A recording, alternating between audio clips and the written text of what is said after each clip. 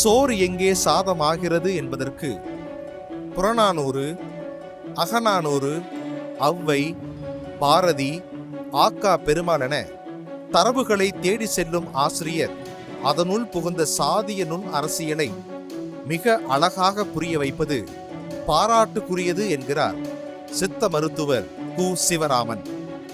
யானைகளின் பிளிரல், காட்டு மாடுகளின் கணைப்பு, கடமான்களின் குணம்படிகள், கேளையாடுகளின் தாவல் என்று காட்டின் பன்மய இருப்பை அவதானிக்கும் வாய்ப்பு அவரை இயற்கையின் பக்கம் சாய்த்திருக்கிறது என்கிறார் கோவை சதாசிவம் அவர்கள். ஓர் உயிரின் முதல் அழுகை உணவுக்காக தொடங்கினாலும் அதே உயிரின் கடைசி அழுகையும் உணவிற்காக முடிவது காலத்தின் கொடூரம். தாம் என்ன உண்ண வேண்டும் என்று தாமே தீர்மானிக்கும் போது அது உணவாக மட்டும் இருக்கும். அதையே மற்றவர்கள் தீர்மானிக்கும் போது உணவு அரசியலாக மாறுகிறது.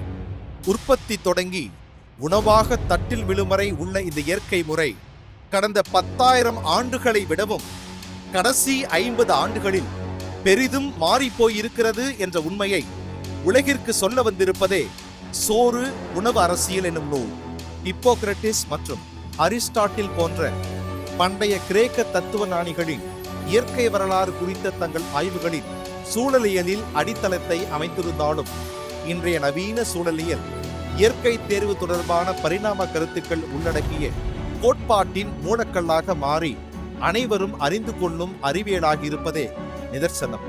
இவற்றை உள்ளடக்கிய கவிஞர் பிருந்தா சாரதியின் சூழலியல் கவிதைகளை முன்வைத்து சுற்றுச்சூழலின் ஆற்றல், பொருட்களின் ஓட்டம், இயற்கை மற்றும் அதன் செயல்பாடு பற்றிய விழிப்புணர்வு, சுற்றுச்சூழலின் உயிரியல் மற்றும் அஜிடோஸ் கூறுகளுக்கு இடையில் பல்வேறு பொருட்களின் பரிமாற்றத்தை கையாளுகிற உயிர் வேதியியல் சுழற்சிகள் என ஆய்வு கட்டுரைகளாக படைப்பாளி கோ. லீலா அவர்களால் உருவாக்கப்பட்டிருப்பதே பூமியின் மூலப்பத்திரம் நூல்.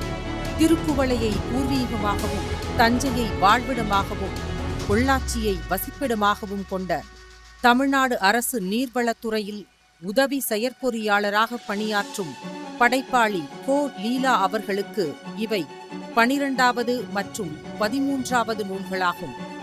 இவரது கட்டுரைகள் மற்றும் கவிதைகள் பல பிரபல பத்திரிகைகள், இதழ்களில் வெளியாகி இருக்கின்றன. மேலும் படைப்பு குழுமத்தால் வழங்கப்படும் படைப்பின் உயரிய விருதான இலக்கியச் சுடர் விருதையும் பெற்றவர். படைப்பு பதிப்பகம் வெளியிட்ட இவரது முதல் நூலான மறைநீர் எண்ணற்ற விருதுகளை பெற்றிருப்பதுடன் கடந்த 20 ஆண்டுகளில் வெளிவந்த சிறந்த 10 நூல்களில் ஒன்றாக இந்நூலை விகடன் தேர்வு செய்திருக்கிறது என்பதை பெருமையுடன் தெரிவித்துக் கொள்கிறது படைப்பு. படைப்பின் 10ஆம் ஆண்டு விழாவில் இச்சிறப்புமிக்க படைப்பாளியின் மதிப்புமிக்க இந்நூலை வெளியிடுவதில் பெருமை கொள்கிறது உங்கள் படைப்பு.